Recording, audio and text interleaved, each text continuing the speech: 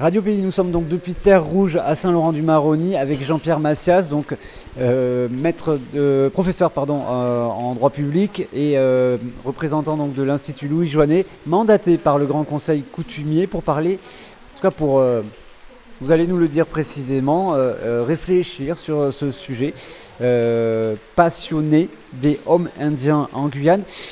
Jean-Pierre Massias, de quoi parlons-nous ? Internat, hommes indiens, volonté de l'Église, de l'État, contre un peuple, ou de quoi s'agit-il aujourd'hui ? Je crois qu'il s'agit en fait d'un phénomène historique qui a consisté à faire qu'une partie des processus de colonisation se fasse par assimilation des populations autochtones dans le cadre de l'enseignement. Là, il se trouve que c'est l'enseignement catholique. Dans d'autres cas, l'école républicaine s'est mise en place seule. Le but était au fond de former des Français et aux dépens des cultures locales.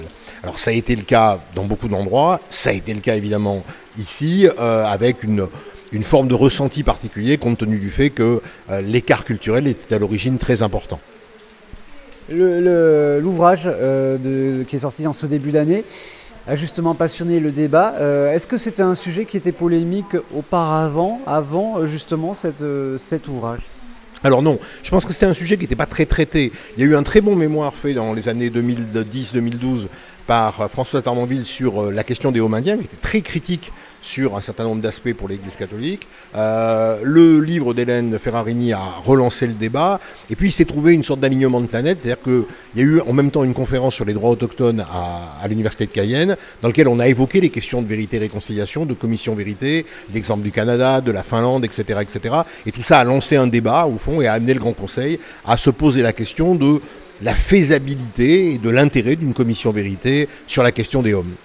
Aujourd'hui, ça veut dire qu'il y a, vous en tout cas, en tant que justement représentant de cette ONG, vous allez plaider en faveur de cette commission ? Pour l'instant, je m'interroge sur son intérêt. Moi, ma consultation, je dirais, elle est technique. Elle repose sur 3 questions. Est-ce que c'est nécessaire ? Est-ce que c'est possible ? Et comment l'organiser pour que ça marche bien ? Je vais essayer de répondre le plus clairement possible à ces 3 questions, par certainement des points alternatifs, des différents scénarios, et puis c'est aux autorités compétentes de s'emparer de la question. Moi, je ne suis pas un décideur, je ne suis pas un militant de la commission vérité, c'est un organe que je connais très bien par ailleurs dans le cadre de mon travail universitaire, et je pense qu'il pourrait peut-être être intéressant. Tout ça est à vérifier. Justement, les autorités compétentes, lesquelles sont-elles ? Le Grand Conseil, la collectivité, l'État, l'Église ? Tout le monde peut être intéressé. Tout le monde peut être intéressé, je dirais tout le monde peut être compétent, parce que si on regarde comment les commissions vérité se sont fabriquées dans le monde, elles ont souvent été faites par l'État, parfois par des collectivités territoriales, parfois par l'Église, et parfois même par de la société civile, par des ONG. Donc le débat sera ouvert. Le débat sera ouvert des différentes possibilités de portage d'une éventuelle commission vérité. Jean-Pierre Massias, 2 conférences, 3 conférences finalement qui sont prévues, peut-être une 4e. Vous rencontrez un véritable écho, un besoin de libérer la parole, en tout cas de s'exprimer sur ce sujet. J'ai l'impression, on va faire beaucoup de conférences effectivement, comme vous le dites. On a fait aujourd'hui ici à Saint-Laurent, on va à Yalimapo, on va certainement y aller à Sinamari. On a prévu d'autres conférences à Saint-Georges, à Camopi, Trois-Sceaux, Maripasoula. On essaye d'aller au-devant des gens pour savoir s'ils ont des choses à dire. Force est de constater que quand ils sont là, ils parlent et que c'est un sujet très engagé, qui pose des grandes questions. Les avis sont très partagés entre expériences positives et négatives. Nous, notre mission, c'est d'essayer de parler avec tout le monde, d'essayer de parler avec les Amérindiens, avec les Bushinengue, avec l'Église. J'ai eu plusieurs contacts avec Monseigneur l'évêque, avec l'Éducation nationale, avec le gouvernement. J'ai déjà rencontré des conseillers du ministère. Le but étant de pouvoir inclure un maximum de personnes dans cette réflexion pour voir ce qu'on pourrait proposer. C'est le sens de ces conférences pour aller au-devant des gens qui sont présents. Il y a aussi des témoignages, on l'a vu avec la chef coutumière de Terre Rouge ce dimanche, de personnes qui disent non, on n'a pas été traumatisés, au contraire c'est plutôt des expériences positives. Mais il y a quand même eu cette volonté en tout cas d'effacement de la culture de base. Alors, il y a plein effectivement de retours positifs, ce qui est en soi très intéressant. C'est en soi très intéressant de voir que le débat n'est pas clos, que rien n'est unilatéral et que les choses se passent plutôt... enfin voilà, l'occasion sera celle d'un vrai débat. Et je crois que la situation elle est évidemment extrêmement complexe. Rien n'est blanc ou noir, rien n'est positif ou négatif. À partir de là, après, on va se poser d'autres questions sur les intentions, sur les conséquences, sur le ressenti est extrêmement important. On constate que certaines personnes passées par les hommes ont des ressentis différents selon les périodes de leur vie. Donc tout ça est évidemment complexe. La Commission Vérité, ce n'est pas une entreprise de simplification de la réalité, c'est une entreprise qui vise à justement tenter d'intégrer la complexité dans un processus de réflexion. Ça veut dire qu'il y a eu aussi des souffrances, ces témoignages recensés dans le livre d'Hélène Ferragni, justement, sont nombreux, ils sont vérifiés, recoupés aussi. Oui, il y a eu aussi des souffrances, il y a eu des gens qui ont très mal ressenti le fait d'être coupés de leur langue, d'être coupés de leur milieu, d'être dans un environnement culturel très défavorable.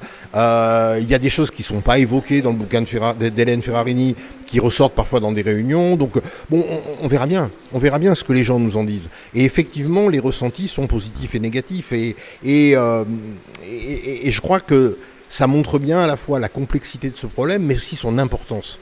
Parce que, et comme il a été souligné ici, ça touche l'identité fondamentale des peuples amérindiens en Guyane et ça touche l'identité fondamentale de la population guyanaise dans son ensemble. Je crois que c'est quelque chose qui est... je ne sais pas quelle sera la réponse et quelle devrait être la réponse à apporter à ce débat-là. J'ai aucune idée, et puis mon métier n'est pas d'en avoir dans ce domaine-là. Par contre, je suis absolument, intimement convaincu de l'extrême nécessité de la question. C'est une question qui ne me paraît pas raisonnable d'éluder, c'est une question qu'il faut affronter et c'est une question qu'il faut traiter parce que sinon elle peut devenir un élément de déstabilisation ou d'empoisonnement d'une partie de la conscience des Guyanais. La présence de l'ancienne garde des Sceaux, figure guyanaise, morale également, et son propos en conclusion de cette réunion vous ont parlé justement, vous ont touché? Alors, j'étais très touché, très honoré de la présence de Madame Taubira dans cette réunion. J'avais travaillé avec elle sur un autre sujet auparavant et c'est toujours un plaisir de la retrouver. Et oui, sa présence, son soutien, les mots qu'elle a prononcés sont très importants dans la crédibilité de ce processus qui, manifestement, en tout cas pour les gens qui étaient présents, doit être approfondi et continué. Ouvrir le chemin, c'est ça?